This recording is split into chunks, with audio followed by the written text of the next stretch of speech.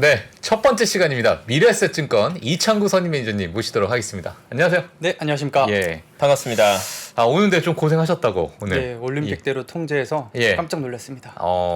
그러니까 지금 참 뭐 이제 생방송 있으신 분들은 지금 약간 좀 비상인 것 같아요, 사실.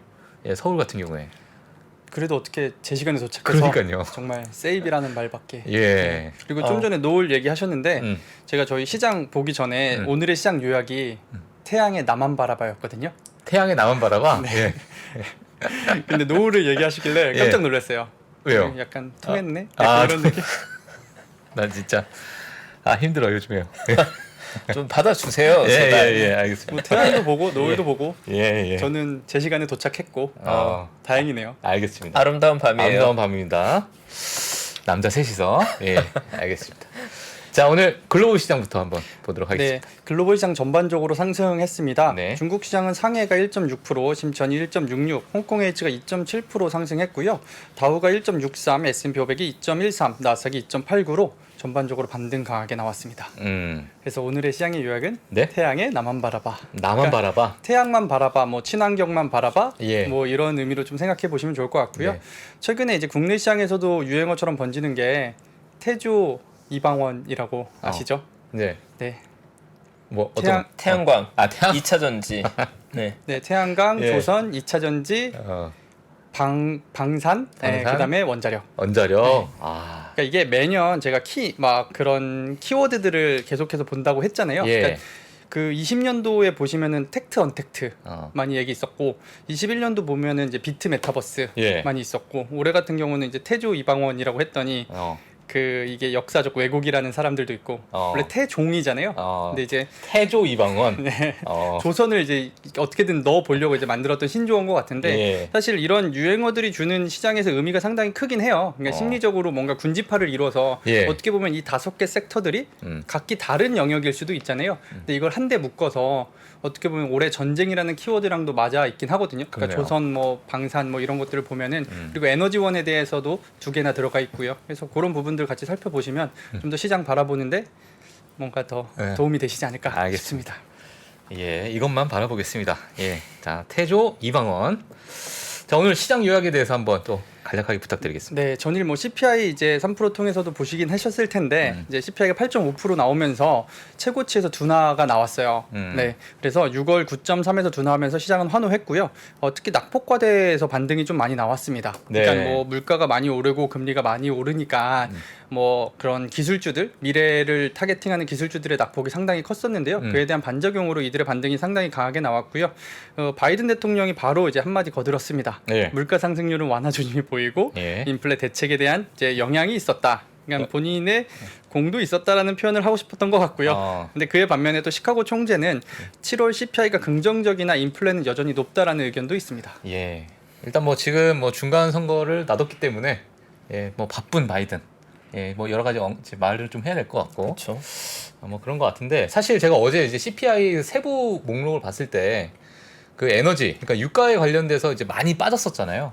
근데 그게 이제 러시아발 또 악재가 또 뉴스에 나오면서 다시 만약에 예를 들면 유가가 또 올라가게 된다면 예를 들면 이게 너무나도 큰 실망이 또 올 것 같은 생각이 들더라고요. 시장에서는. 불안한 요인. 불안한 요인이 좀 될 것 같고 골고루 이렇게 빠져야 좀 효과가 있을 것 같은데 그거 어떻게 저희가 좀 봐야 될까요? 그러니까 이 CPI가 전년비기 때문에 네. 말씀하신 포인트가 중요할 것 같긴 해요. 왜냐면은 전쟁은 올해 초에 터졌고 네. 그로 인해서 유가가 이제 90불 언저리에서 이제 상승을 했었잖아요. 그렇다라고 하는 거는 전쟁 이전의 유가들은 좀 더 아래 부근에 있었기 때문에 전년비 대비해서 몇 프로가 올랐느냐가 중요할 것 같고요. 예. 그러니까 여기서 뭐 유가가 다시 올라갈 수 있는 경우의 수도 배제할 수는 없겠지만 일단은 8%라는 것도 그 최고치에서 둔화됐기 때문에 환호는 했는데 아직까지 막 안정적인 물가는 아니잖아요. 그러니까요. 물가와 금리 레벨을 생각해 봤을 예, 때는 예. 그래서 일단은 금리 인상이 몇 번 더 나올 가능성이 상당히 높다라고 해석하시는 아. 게 맞을 것 같습니다. 알겠습니다. 일단 금리 인상은 저희가 염두에 둬야 된다. 예, 이렇게 보면 될 것 같고요. 그다음에 뭐 반도체가 좀 말이 많습니다. 네, 반도체가 예. 많은데 다른 중국 관련 뉴스 하나 전달드리고 예, 좀 예. 말씀을 드릴게요. 그러니까 네. 최근에 미국이 물가도 불안정했는데 대중 무역 관세에 대해서 조금 취소를 하거나 철회를 하겠다는 의견들이 있었는데 네. 요거를 이제 다시 검토하겠다라고 했어요. 검토의 이유는 대만을 둘러싼 군사 훈련으로 다시 검토하겠다. 참 이게 이거 뭐 이러지도 못하고 저러지도 못하고 예. 네, 그러니까 다행히도 물가가 조금은 지난달보다는 안정됐기 때문에 이런 모습들도 보여줬다라고 생각을 하고요. 예. 또 반대로 이제 무역 전쟁 이후에 현재는 금융 전쟁의 박자에 들어와 있다라고 판단을 해요. 이 금융 전쟁에서 해결이 안 되면 또 다른 전쟁 좀 더 큰 게 나올 수도 있을 텐데. 네. 최근에 홍콩 시장을 보면 미중은 금융 전쟁 박자에 들어와 있다라는 움직임들은 보이긴 하거든요. 네. 네, 그래서 홍콩 시장이 최근에 변동성이 워낙 커서 그러니까 오늘 막 반등도 세긴 했지만 네. 전일 시장에서는 또 많은 하락이 있었잖아요. 그래서 이 부분을 우리가 조금 더 잘 살펴봐야 될 것 같습니다. 일단 뭐 대만을 둘러싼 군사 훈련이 뭐 결국에는 이제 반도체와 또 연결돼 있는 하나의 좀 정치적인 싸움이잖아요. 맞습니다. 예. 그래서 오늘은 다 예리했나요? 연결이 되긴 해요. 예. 그러니까 CPI부터 이 관세 철폐 그리고 이제 반도체까지. 예. 그러니까 사실 반도체뿐만 아니라 다른 물품들도 공급망을 두 개로 나누려는 자꾸 분리들이 있는데 지금 미국이 무기로 삼은 건 이제 반도체잖아요. 그렇기 때문에 뭐 치포 동맹을 동맹국들한테 요청하기도 하고 반도체 지원법을 이제 바이든이 서명을 했습니다. 네. 그러니까 그 부분도 상당히 중요한데 그러면 지금 말씀하셨던 반도체 실적을 잠깐만 보고 가시죠. 네, 알겠습니다. 마이크론이 실적 전망을 하향을 하면서 칩 수요 둔화를 부각을 했고요. 엔비디아 역시도 가이던스 하향을 했습니다. 그리고 AMD 역시도 지난주에 하향했고요. 그 엔비디아가 가이던스를 하향한 것 중에 하나가 게임 산업 위축을 근거로 들었거든요. 네. 그러니까 사실 작년에 우리가 메타버스나 뭐 비트코인도 유행했지만 게임주들이 이쪽에 같이 붙어버렸어요. 그래서 작년 게임주들 퍼포먼스 상당히 좋았었는데 그리고 이제 코로나라는 집 안에서 이제 머물렀던 환경도 요인은 됐었을 것 같아요. 그러니까 탈코로나로 하면서 좀 더 외부 활동을 늘리면 아무래도 게임에 대한 수요는 좀 줄어들 수는 있잖아요. 그런 부분들도 좀 있긴 하지만 제가 이제 조금 고민을 해봤을 때는 이 중국에서도 사실 수요가 만만치 않았을 것 같거든요. 네. 꽤 큰 수요가 있었을 텐데 네. 이 부분이 계속해서 가이던스에 녹여지는 게 아닌가? 네, 그러니까 이런 반도체 지원법이든 치포 동맹이든 예. 결국엔 반도체를 무기화하려는 미국의 움직임이 예. 이런 반도체 기업들로 하여금 미래 가이던스를 조금 더 미리 하향시키는 영향이 미리? 있었던 것 같습니다. 그래서 나스닥이 올해 고점에서 20% 빠질 때 필라델피아 반도체가 26% 하락했어요. 그러니까 나스닥을 조금 더 터프하게 이제 끌고 내려온 게 또 반도체 섹터였다라고 예. 보시면 좋을 것 같습니다. 예. 이 반도체 하면 또 최파고님이 뭐 자주 말씀하셔가지고 사실 예, 뭐 그럴 수 있는데 뭐 어떻게 봐야 될까요, 저 반도체? 일단 노이즈가 많이 생긴 상황이고요. 네. 그 캐펙스 투자에 대한 보수적인 가이던스가 시장의 성장에 대한 퀘스천을 좀 만들고 있는 것 같고 그 여전히 봤을 때 저는 뭐 필라델피아 반도체 기준으로 올해 만들어졌던 전저점이 형성된 게 아닌가. 그러니까 저점이 만들어졌고 반등까지 시간의 문제인 것 같은데 네. 한동안 횡보 구간이 될 것 같고요. 행보 구간. 근데 경험적으로 반도체는 시클리컬이라서 지금 상황에서 단기적인 추세 보고 올라갈 것 같아서 올라타는 형태보다는 박스권으로 보고 저점일 때 샀다가 단기 고점 나오면 좀 비중 줄였다 그런 트레이딩으로 일단 대응하다가 트레이딩, 추세 나왔을 때 가는 게 맞지 않을까. 아. 근데 시간은 좀 걸리긴 할 것 같아요. 올해는 아닌 것 같고 근데 올해는 싸게 살기에고 내년에는 랠리가 나오지 않을까 보고 예. 있는데 시간은 좀 걸리긴 하네요. 시장에 근데 반도체 섹터를 봤던 투자자들은 원래 올해 하반기에 추세에 전환할 거라고 봤거든요. 예. 근데 그 예상보다 딜레이되고 있어 좋은 그림은 일단 아닙니다. 지금 대만과 뭐 하여튼 뭐 이런 여러 가지 뭐 대외 정세 때문에 좀 약간 이런 거죠. 지금 맞아요. 반도체는. 그런 노이즈가 많이 생겼죠. 기존의 반도체 섹터에서는 효율성이 중요했는데 지금은 거기에 정치 안보가 너무 복잡하게 개입돼 버린 것 엮여있으니까. 같아요. 네. 예, 알겠습니다. 일단 반도체는 또 네, 저희가 봐야 될 부분이 있죠. 더 있습니다. 네네네. 그러니까 좀 전에 이제 말씀을 잠깐 드리긴 했는데 네. 바이든이 반도체 지원법에 서명을 했고요. 미국에서 이제 반도체를 만들어야 한다는 그 법안입니다. 근데 이제 팹 1등이 TSMC의 다음 공장 역시도 미국과 일본이거든요. 그러니까 결국에는 정치적 이슈랑 연결돼 있다. 좀 전에 잘 짚어주신 것 같고요. 현재 대만이 세계에서 가장 많은 반도체를 생산하고 있거든요. 그래서 366조 원의 반도체 투자 시설, 그다음에 예. 연구 인력, 그리고 국방 관련 반도체를 만드는데도 투입하겠다고 했어요. 굳이 또 국방 관련 반도체라고 또 너희를 언급까지 위해서, 해주는. 너희를 위해서 네. 우리가 이것까지 해줄 수 있어. 네, 이렇게. 그렇습니다. 그래서 결과적으로는 이 패권 전쟁에서 반도체가 지금 이제 수면 위로 올라온 상태인 것 같고요. 그러니까 중국 역시도 TSMC가 얼마나 탐나겠습니까? 그러니까 뭐 정치적인 걸 배제하고 이 TSMC의 경쟁력 혹은 이들이 갖고 있는 반도체 산업에서의 그런 큰 영역이 그 두 국가로 하여금 이런 경쟁을 더 붙이는 것 같습니다. 이건 뭐 제 개인적인 생각이지만 중국 사람들이 이제 이해하면 안 되겠다. 이제 TSMC를 봤을 때 사실 정말 저런 기업이 있어서 너무 부럽다 이렇게 봐야 되는데 잘 지어놨네. 아닙니다. 예. 그 반도체 어차피 얘기 나온 김에 네네. 우리가 하나 더 이제 어차피 저희는 반도체에 투자를 할 거라면 현재보다는 이제 미래 영역을 유추해야 되잖아요. 근데 예. 이제 미래 유추를 위해서는 과거에 반도체가 퍼포먼스를 정말 좋게 보여줬던 것들을 몇 가지 꼽아 보면 네. 사실 제가 제일 최근에 기억나는 거는 비트코인이 이제 17년, 18년 사이클에 엄청 올랐을 때 그 용산에서 그 GPU, 엔비디아 GPU가 뭐 거의 뭐 농담처럼 들렸던 게 뭐 하나에 1억에 판다, 뭐 몇 천만 원에 판다, 뭐 이런 사이클이 있었잖아요. 그럼 결국에는 이들의 제품 가격이 올라가야 된다는 얘긴데 그 제품 가격을 트리거를 시켰던 게 비트코인이었잖아요. 근데 이제 최근에 미 의회에서 디지털 달러를 준비 중이라는 뉴스가 있거든요. 그러니까 요게 과연 어떠한 트리거가 될지, 그러니까 현재 달러 인덱스가 하반기에 상당히 중요하다라고 생각은 하고는 있는데 그 계속 우리가 환율 얘기를 세 번째 드리는 거긴 한데 네. 참 이제 신기하게도 엔화는 조금 더 강했는데 원화는 상대적으로 엔화보다는 강하진 않거든요. 그러면 이제 달러가 계속해서 강해질 거냐? 혹은 그러니까 물가도 꺾였고 그렇다면 금리의 속도는 완화될 거면 결국에 달러 인덱스가 강했던 게 조금은 걔네 그 친구들도 수그러들 수는 있거든요. 지금까지 미국으로 이제 당겨오던 달러에 대한 방향을, 그래서 물론 방향이 한순간에 바뀌진 않겠지만 네. 이 디지털 달러와 타 화폐들의 영향력, 그러니까 과연 누가 또 이 화폐에서는 하반기에 우선순위로 치고 나갈 것인가, 이게 상당히 중요한 포인트일 것 같습니다. 네. 알겠습니다. 네, 일단 뭐 이렇게 반도체까지 한번 저희가 좀 봐야 될 것 같고, 그다음에 또 어떤 이야기가 또 있을까요? 네, 이거는 이제 미디어 얘기를 한번 드리려고 하는데요. 미디어요. 디즈니 플러스가 그 넷플릭스 구독자를 앞질렀습니다. 아, 그러니까 물론 디즈니 플러스, 훌루, ESPN 플러스 구독자의 합계긴 한데 예. 이들이 이제 2억 2,100만 명이고요. 넷플릭스가 2억 2,070만 명으로 예. 약 5년 만에 넷플릭스를 뛰어넘었습니다. 지금 프리마켓에서 월트 디즈니가 9%. 아까 전 이제 뉴스상 이제 9% 정도 올랐는데 지금은 다시 한번 체크를 해봐야 되겠지만은 이게 디즈니가 그 정도 올라가기가 정말 쉽진 않거든요. 이게 너무 무거운 무거운 주식이어서. 녀석이라서. 예. 근데 이제 지금 한 이 정도 됐다라는 것은 시장에서 이제 1위가 됐다. 뭐 예를 들면 이렇게 또 시장에서 좀 심리가 반응했는지, 아니 요 최근에 너무 많이 빠졌으니까 또 이제 뭐 어떤 반응이 왔는지 뭐 그런 것 같습니다 지금. 어떻게 보시나요, 디즈니? 네. 디즈니가 전통의 강자였잖아요. 예. 사실 이 뭐랄까요, 그 미디어에 있어서는 원천적인 저작권들을 많이 갖고 있고 그런 것들을 인수도 많이 했기 때문에 사실 이들이 이제 영화되고 드라마되는 거에 있어서 사실 유리한 그 진영이긴 했어요. 근데 이제 넷플릭스라는 신흥 강자가 등장하면서 이제 경쟁을 하고는 있는데 결국에는 컨텐츠 경쟁이 될 것 같고요. 근데 이제 최근의 흐름들을 보면 컨텐츠들을 웹툰에서 많이 따오는 것 같아요. 그래서 우리가 이 결국에는 계속해서 이 뭐랄까요, 업사이클, 다운사이클을 계속 보는 거를 중요하게 봐야 될 것 같은데 네. 이 생태계에서 웹툰이 또 앞으로 디즈니와 넷플릭스에 줄 수 있는 영향력들에 대해서도 같이 고민해 보시면 좋을 것 같습니다. 네, 알겠습니다.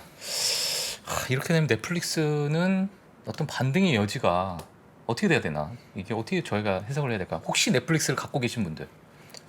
일단은 경쟁이 격화되고 있는 건 사실 상당한 노이즈긴 해요. 네. 네, 심각한 노이즈긴 하고 그러한 상황에서 넷플릭스가 가지고 있는 상대적 경쟁력을 봐야 될 거고 이제 근데 이제 결국은 이 OTT 시장을 볼 때 처음에 우리가 봤을 때는 위너 테이크스 올 시장이냐 아니면 마켓이 다 같이 커져서 플레이어 다 같이 공생하는 구조냐 그걸 봤던 거거든요. 그러니까 지금으로 단기적으로 봤을 땐 경기가 안 좋아지니까 위너 테이크스 올의 게임처럼 펼쳐질 가능성이 높을 것 같긴 해요. 근데 제가 가지고 있는 뷰에서는 그게 아닐 가능성이 더 있지 않을까? 그러니까 중복해서 활용하게 되면서 마켓 자체가 커진 구조가 되지 않을 거라고 저는 여전히 생각하고 있거든요. 마켓 자체가 커진다. 네, 그렇다면 어느 시나리오가 맞을지 숫자로 체크할 필요가 있는 것 같아요. 결국 지금 물론 경계감은 필요하다. 다만 넷플릭스 미리 줄였으면 모르겠지만 지금의 가격은 또 워낙 많이 조정받은 상황이니까 지금 정도의 밸류에서는 이제는 숫자 게임이 되겠죠. 네. 정말로 이게 역전하면서 갭이 벌어지는지 아니면 엎치락 뒤치락하면서 같이 성장하는지 만약 한쪽의 성장이 한쪽의 역성장으로 이루어진다고 하면 이건 극심히 안 좋은 거죠. 그러니까요. 만약에 디즈니 구독자와 넷플릭스 구독자 수가 분기별로 봤을 때 갭이 벌어진다 그러면 도망가야죠 당연히. 근데 그렇지 않고 같이 동행해서 앞서가는 데서까지 성장한다면 좀 더 고민해 봐야 되는 거죠. 같이 성장을 해 나간다. 그렇죠. 이렇게 되면은. 그러니까 이제는 넷플릭스 구독자 추에 대해 투자자들은 더 민감해질 거예요. 당장 부정적인 뉴스를 더 많이 반영하긴 할 겁니다. 네. 이렇게 얘기를 주시니까 예. 그렇게 떠오르네요. 21세기의 펩시와 코카콜라 같은 느낌? 21세기 펩시와 코카콜라 같은 콜라를 생산하는 것처럼 예. 같은 드라마나 영화를 제작을 하는데 둘이 이제 라이벌 관계처럼 구독자들을 계속 오갈 것 같고요. 좀 전에 이제 게임 업체, 뭐 반도체 얘기하면서 잠깐 잠깐 얘기를 드렸는데 네. 미디어의 확장 산업이 더 커진다라고 말씀 주신 것처럼 사실 넷플릭스도 뭐 게임에 투자 많이 하고 있었잖아요. 결과적으로는 이들의 뭐 영역이 계속해서 허물어지지 않을까? 그러니까 미디어가 게임이고 게임이 미디어인 상황이 될 것 같고요. 네. 더 큰 범주로는 이제 메타까지도 포함을 할 수도 있을 것 같은데 메타. 네. 예. 그러니까 뭐 메타의 오클러스가 얼마나 시장을 더 장악하게 될지는 모르겠으나 예. 물론 올해는 아닐 것 같아요. 그런 진정한 그런 유행을 크게 탈 수 있는 박자가 그러니까 예. 저희가 팀에서도 그 메타랑 오클러스 얘기하면서 어제 반등도 세게 나왔잖아요. 그러면 당연히 저희는 아침에 이때 언급을 하거든요. 예, 예. 예, 반등 세게 나왔다. 그 이제 어떤 의견이 있습니까? 어떻게 생각하냐라고 예. 물어보시더라고요. 그래서 예. 저의 답변은 오클러스 사셨어요? 아. 네, 오클러스를 사고 그 회사를 고민해 봐야지. 이거 우리가 어. 경험도 안 해봤는데 이거 어떻게 알아요? 예. 였습니다. 직접 구매를 해서 겪고 나서 그 기업을 봐라. 아니면은 주변인들 중에 예. 누가 사서 해봤는데 좋다라든가. 어. 그러니까 제가 오큘러스 그 안 그래도 지난 같은 팀에 있던 형이 이걸 직접 샀어요. 작년 예. 연말에. 예. 그래서 써보고 하시더니 재미는 있는데 좀 어지러운 것도 있고 좀 생각보다 무겁고 답답한 건 아직 있대요. 그러니까 이게 글라스로 가서 더 가벼워지고 더 좋아지느냐? 그러니까 물론 우리가 이게 습관이 안 돼서 그럴 걸 수도 있고 아직까지 좀 더 몰입을 할 수 있는 컨텐츠가 부족할 수는 있겠는데 그러니까 예. 저는 주식 투자라는 걸 할 때는 이러한 실제 경험이 진짜 중요하다고 보거든요. 우리가 하물며 음식을 시킬 때도 맛집 평점을 보잖아요. 예. 그러니까 10명 중에 9명이 맛있다고 하고 10명이 맛있다고 하면 맛집인 거고 5명이면 조금 아쉬울 수 있는 것처럼 이러한 주식 투자를 하실 때 직접 경험할 수 있는 영역에 대해서는 직접 해보시는 게 사실 어떤 거보다 좋고 이제 다만 내 개인적인 의견은 정말 좋아요. 근데 이제 다른 평들이 안 좋으면 사실 그 회사는 평균치는 떨어지기 마련이니까 그런 거를 이제 주변 분들과 함께 공유해서 논의해 보시는 게 좋을 것 같습니다. 예. 제가 오큘러스는 아니지만은 그 플레이스테이션에서 그 VR을 쓸 수는 이렇게 이걸 저도 한번 해봤는데 이게 사실 VR이라는 게 뭔가 좀 활동을 하는 거잖아요. 제가 게임으로 그 안에서 제가 움직이고 더워요. 이게 너무 답답하고 이게 뒤집어 쓰니까 덥고 약간 뭐 말씀대로 약간 답답한 느낌이 들고. 근데 확실히 이제 오큘러스를 메타 플랫폼스가 인수한 이후에 메타 플랫폼스에서는 그 오큘러스라는 하드웨어를 단순히 게임 디바이스로 본 게 아니라 메타버스라는 하나의 세계로 들어가는 창구로서 활용하려는 목적을 가지고 있다 보니까 디벨롭먼트를 굉장히 많이 했고 퀘스트 2가 전 세계로 가장 많이 팔린 이 디바이스인데 실제로 착용해 보면 몰입감 자체는 굉장히 강렬합니다. 물론 몰입감이? 지금의 소프트웨어는 거의 90%가 다 게임 컨텐츠이긴 한데 요즘 많이들 한 게 퀘스트 2로 이제 이렇게 유튜브 플랫폼에서 들어가는 VR 영상들이 있거든요. 고해상도로 나오는 그게 이제 4K 넘어서 8K로 넘어가는데 그런 영상을 보면 실제로 소름 돋을 때가 좀 있긴 해요. 그리고 우리가 TV에서 VR 기기로 보는 그런 컨텐츠보다 퀘스트 2를 착용하고 우리가 유튜브에서 만날 수 있는 컨텐츠들의 퀄리티가 훨씬 더 소름 돋을 정도로 몰입감이 있긴 합니다. 만약에 공간만 충분히 확보된다면 훨씬 더 많은 걸 할 수 있을 것 같긴 해요. 제가 실제로 했을 때는 몰입감이나 그 너무나 좋았는데 물리적 공간이 좀 많이 필요하더라고요. 이 물리적 공간이 내가 할 수 있는 공간? 그러니까 실제로 그 오큘러스 퀘스트 2를 하면 나의 영역이 이렇게 정해지게 하는데 실제로 게임 몰입하면 그 영역을 넘어설 정도로 많이 몰입하게 되더라고요. 이렇게 도망가거나 뭐 액션 취하거나 이렇게 했을 때. 근데 그게 소프트웨어랑 디바이스가 같이 발달하는 거니까 제 생각에 한 2, 3년 내로는 의미 있는 변곡점이 나올 것 같아요. 그 변곡점이라는 건 사람들이 정말 약간 일상이라 아니라 착각할 정도 수준까지 나오는 게 전 2, 3년이면 되지 않을까. 네.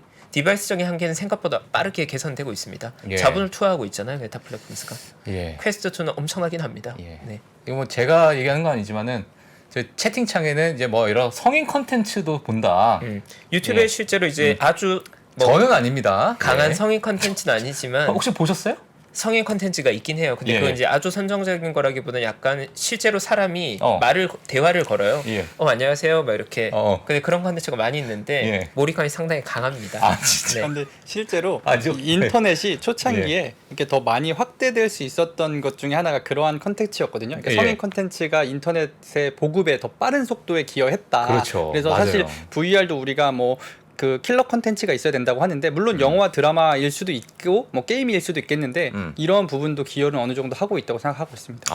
이 성인 컨텐츠가 어떤 좀 확장하는 데 있어가지고 큰 기여를 하고 있다. 네. 그럼 메타가 성공할 수도 있겠네요.